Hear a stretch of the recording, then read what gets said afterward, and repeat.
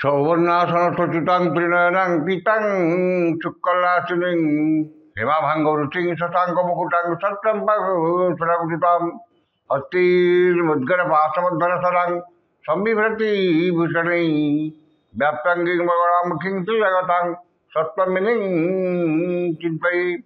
জগজ্জননী মা মঙ্গলামুখী আদি দিনের ইষ্ট দেবতা মঙ্গল দেবতা লক্ষ্মীনারায়ণ জগন্নাথ বলভদ্র সুভদ্রা সুদর্শনী চতুর্ধামূর্তি দেবতা লক্ষ্মীনারাୟଣ ଇଷ୍ଟଦେବୀ ମା ଜଗଜ୍ଜନନୀ ଖଣ୍ଡୁଆଳି ଯେଉଁମାନେ ଆଜିର ଏ ଆଷ୍ଟ୍ର ସମ୍ବାଦର ଦୈନିକ ରାଶିଫଳ କାର୍ଯ୍ୟକ୍ରମଟି ଦେଖୁଛନ୍ତି ଶୁଣୁଛନ୍ତି ସେମାନଙ୍କର ପାଇଁ ଆଜିର ଦିନଟି ସୁଖ ସମୃଦ୍ଧି ମାନସିକ ପାରିବାରିକ ଶାନ୍ତି ଆତ୍ମସନ୍ତୋଷ ଉତ୍ତମ ସ୍ୱାସ୍ଥ୍ୟ ଓ ସମ୍ପଦର ଦିନ ହେଉ, ଏହା ହିଁ ଜଗନ୍ନାଥଙ୍କ ପାଖରେ କାମନା କରି ଆରମ୍ଭ କରୁଛୁ ଆଜିର ଆମର ଦୈନିକ ରାଶିଫଳ କାର୍ଯ୍ୟକ୍ରମ।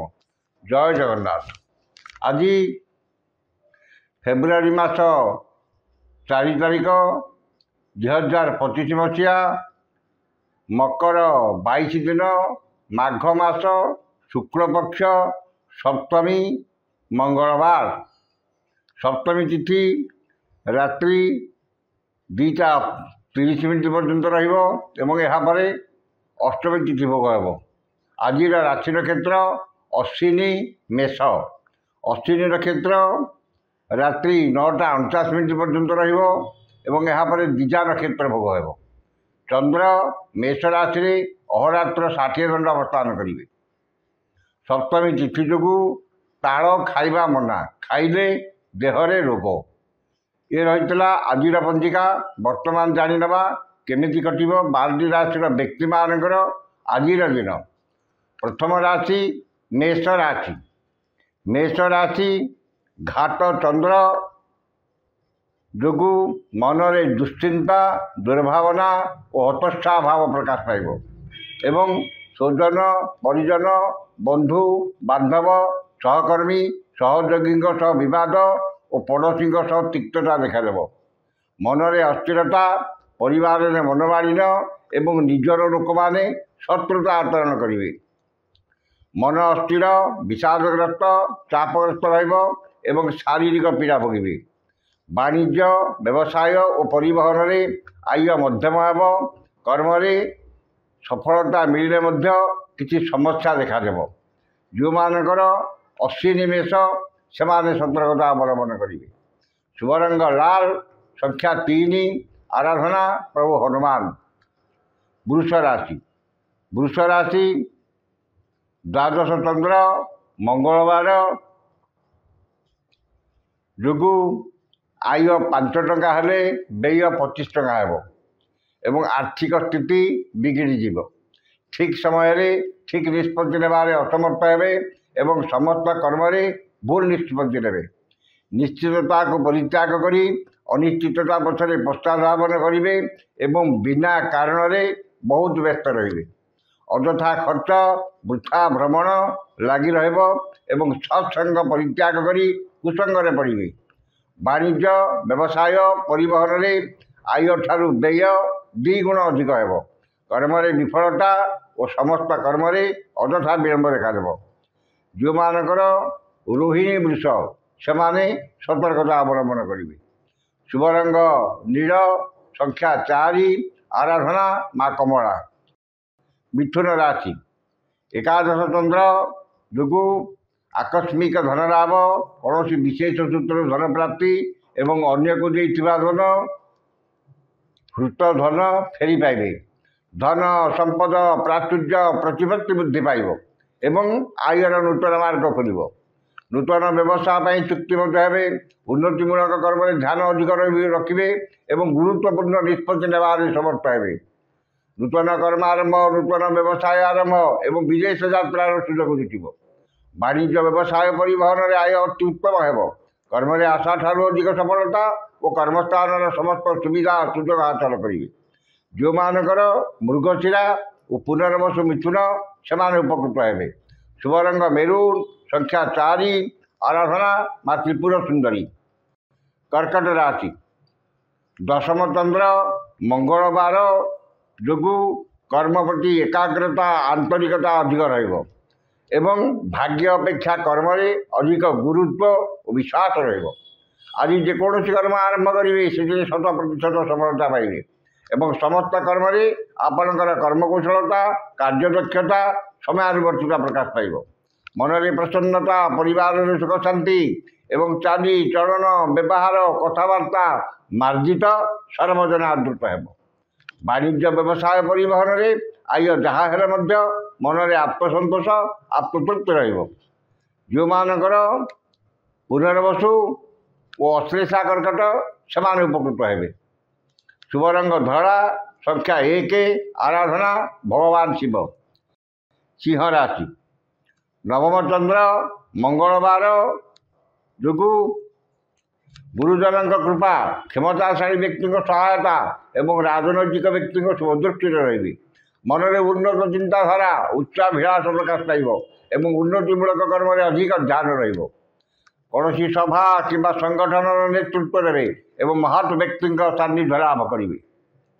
ବାଣିଜ୍ୟ, ବ୍ୟବସାୟ, ପରିବହନରେ ଆୟ ଅତି ଉତ୍ତମ ହେବ ଏବଂ ନୂତନ ବ୍ୟବସାୟ ପାଇଁ ଚୁକ୍ତିବଦ୍ଧ ହେବେ।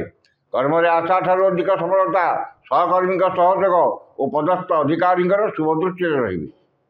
ଯେଉଁମାନଙ୍କର ପୂର୍ବ ଫାଲ୍ଗୁନୀ ସିଂହ ସେମାନେ ଉପକୃତ ହେବେ।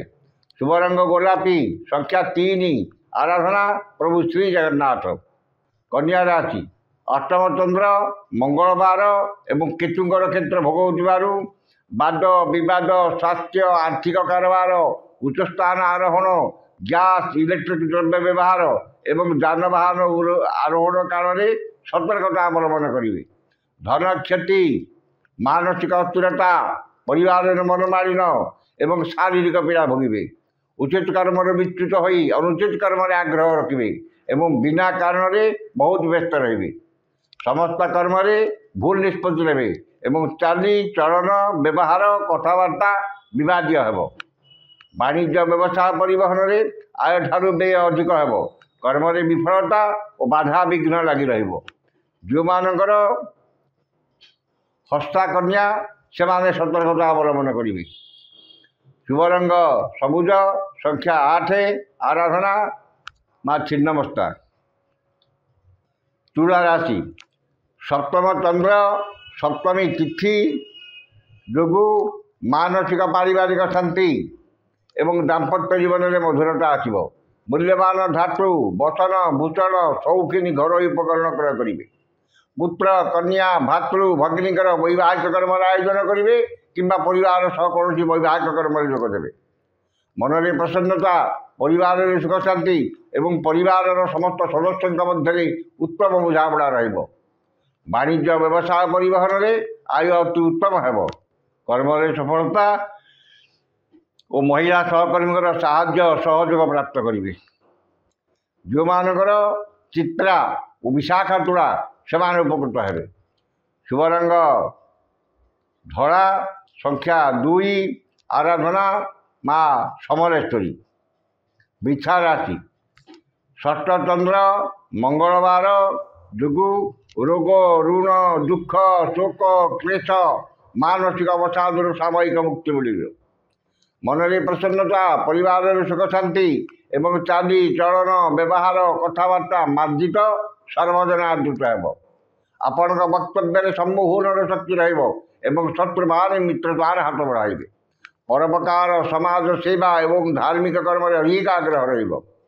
ବାଣିଜ୍ୟ, ବ୍ୟବସାୟ, ପରିବହନରେ ଆୟ ଅତି ଉତ୍ତମ ହେବ। କର୍ମରେ ଆଶାଠାରୁ ଅଧିକ ସଫଳତା ଓ କର୍ମସ୍ଥାନର ସମସ୍ତ ବାଧା ବିଘ୍ନ ଓ ପ୍ରତିବନ୍ଧକ ଦୂର ହେବ। ଯେଉଁମାନଙ୍କର ବିଶାଖା ଓ ଜ୍ୟେଷ୍ଠା ବିଛା ସେମାନେ ଉପକୃତ ହେବେ। ଶୁଭ ରଙ୍ଗ ହଳଦିଆ, ସଂଖ୍ୟା 3, ଆରାଧନା ମା ବଗଳାମୁଖୀ। ଧନୁ ରାଶି, ପଞ୍ଚମ ଚନ୍ଦ୍ର ମଙ୍ଗଳବାର ଓ କେତୁଙ୍କର କ୍ଷେତ୍ର ଭୋଗ ହେଉଥିବାରୁ ବିଦ୍ୟା, ବୁଦ୍ଧି, ଜ୍ଞାନ, ଗାରିମା, ପ୍ରତ୍ୟୁତ୍ପନ୍ନମତି, ଦୂରଦୃଷ୍ଟି, ଧୀଶକ୍ତି, ସ୍ମରଣ ଶକ୍ତିର ବିକାଶ ଘଟିବ। ସନ୍ତାନମାନେ ଆଜ୍ଞାଧୀନ ହେବେ ଏବଂ ତାଙ୍କ କର୍ମକୁ ନେଇ ଗର୍ବ ଅନୁଭବ କରିବେ। ପାରିବାରିକ ବିବାଦ, ଜମିଜମା ବିବାଦ, ଭାତୃଭଗ୍ନୀ ବିବାଦ ଏହାର ସମାଧାନ ହେବ। ନୂତନ ବିଦ୍ୟା, ଶିକ୍ଷା, କଳା, ସଂସ୍କୃତି ପ୍ରତି ମନରେ ଆଗ୍ରହ ପ୍ରକାଶ ପାଇବ। ବାଣିଜ୍ୟ, ବ୍ୟବସାୟ, ପରିବହନରେ ଆୟ ମଧ୍ୟମ ହେବ। କର୍ମରେ आशा ठारू अधिक सफलता और सहकर्मी साहाय्य सहयोग प्राप्त करेंगे। जो मानकर पूर्वाषाढ़ा धनु से उपकृत हे। शुभ रंग लाल, संख्या 2, आराधना प्रभु श्री जगन्नाथ। मकर राशि, चतुर्थ चंद्र घात 12 जोगु वाद विवाद स्वास्थ्य आर्थिक कारबार स्वजन परिजन बंधु बांधव सहकर्मी सहयोगी पदस्थ अधिकारी राजनैतिक व्यक्ति और क्षमताशाली व्यक्ति कथबार्ता बेले सतर्कता अवलंबन करेंगे। मूल्यवान पदार्थ नष्ट कि हजि जापे और आर्थिक ठकामी पड़ पारती। मनरे अस्थिरता, परिवार में मनमालिन, स्वजन विवाद, परिवार अशांति एवं शारीरिक पीड़ा भोगे। वाणिज्य व्यवसाय क्षति, परिवहन व्यवसाय विपर्ययर सामना करेंगे। धन को नहीं विवाद और माली मकदमारे पड़ पारती एवं जानवाहन में खर्च बढ़ी पारे। कर्म विफलता और सहकर्मी उपहास पात्र हे। जो मानकर श्रवणामकर से सतर्कता अवलंबन करेंगे। शुभ रंग कला, संख्या 6, आराधना माँ दुर्गा। कुंभ राशि, तृतीय चंद्र जोगु मनरे उत्साह उद्दीपना, परिवार सुख शांति, स्वजन सुसंपर्क, परिवार सुख शांति एवं भाई भौणी साहाय्य सहयोग प्राप्त करेंगे। सुखबर सुसंवाद मिले और समस्त कर्म सुचिंतित पदक्षेप ने। मनरे उन्नत चिंताधारा, उच्चाभिलाष, दृढ़ इच्छाशक्ति और मनोबल दृढ़ हो। वाणिज्य व्यवसाय परिवहन में आय अति उत्तम एवं नूतन व्यवसाय उद्यम जारी रखिए। कर्म आशा ठारू अधिक सफलता और समस्त कर्म आपणकर श्रेष्ठता प्रतिपादन करेंगे। जो मानकर धनिष्ठा कुंभ से उपकृत हे। शुभ रंग इंद्रनील, संख्या 11, आराधना माँ काली। शेष राशि मीन राशि। मीन राशि, द्वितीय चंद्र मंगलवार केतुंग नक्षत्र भोग हो आकस्मिक धन लाभ, कौन विशेष सूत्र धन प्राप्ति एवं अन्य को धन हृत धन बकेया धन प्राप्त हो। धन संपद वृद्धि पाइब एवं आयर नूतन मार्ग खोल। आय एवं धन जिते अधिक मिले मन में आत्मसंतोष आत्मतृप्ति मिलना। वाणिज्य व्यवसाय परिवहन में आय उत्तम हो। कर्म में सफलता मिले मन अस्थिर विषादग्रस्त रहिब। जो मानकर पूर्वभाद्र और रेवती मीन से उपकृत हे। शुभ रंग गोलापी, संख्या 5, आराधना जगज्जननी माँ तारा। ये आज राशिफल। समस्त राशि व्यक्ति माने दिनटी शुभ होगापाई उक्त मंत्रटी ऋष्यादि कर पाठ करूँ। ऋष्यादि है गच्छत्री मंगलवामंत्र विरूपाक्ष ऋषि अद्य दिवस दिवसाधिपति मंगल देवता सुप्रीत। मंगल देवता मंत्र 100 78 संख्यक मंत्र जपे बिंदु। ये ऋष्यादि की थे पढ़े और मंत्रटी है ओं हुं श्रीं मंगलाय नमः। ये मंत्र को सकाल 108 और संध्या 108 पाठ करूँ। निश्चित भाव में दिनटी आपंकर मंगलमय एवं शुभमय हो। आज तो समय सरी जाइए, आसंता काली देखा ठीक ये समय विदाय दिंतु। जय जगन्नाथ।